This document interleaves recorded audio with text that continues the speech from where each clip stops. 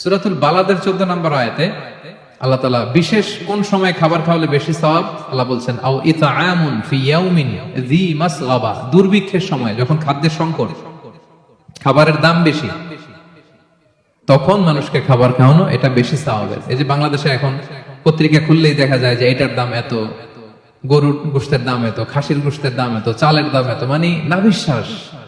সাধারণ মানুষের খুব কঠিন অবস্থা। এই মুহূর্তে যদি আপনি পণ্যের দাম কমিয়ে দেন, এই মুহূর্তে যদি আপনি মানুষের কাছে খাবার পৌঁছে দেন, এর চেয়ে ভালো কাজ আর হতে পারে না। এজন্য রাসূল সাল্লাল্লাহু আলাইহি ওয়াসাল্লামের দ্বিতীয় দফা ছিল খাবার খাওয়া। ওয়া আত'ইমুত তাআম, মানুষকে খাবার খাওয়াও, ফুড শেয়ার করো। এটা সিম্পলি শুধু খাবার খাওয়ানো বুঝলে হবে না, খাদ্য সংকট দূর করো, খাদ্যদ্রব্য মানুষের নাগালে নিয়ে আসো, মানুষের ঘরে ঘরে খাবার পৌঁছে দাও। কারণ আগে তো পেট ঠিক থাকতে হবে। কি বলেন? বাংলা একটা কথা বলে যে পেটে খেলে পিঠে সয়।